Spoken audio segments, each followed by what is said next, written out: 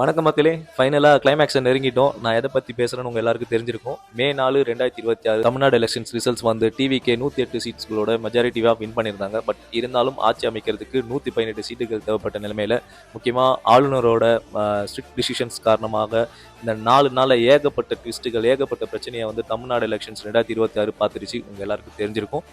So டிவிகேக்கு முதல்ல காங்கிரஸ் வந்து அவங்களோட ஆதரவை தெரிவித்தாங்க. அதுக்கப்புறம் வந்து சிபிஐ அண்ட் சிபிஎம் அவங்களோட ஆதரவை தெரிவித்தாங்க.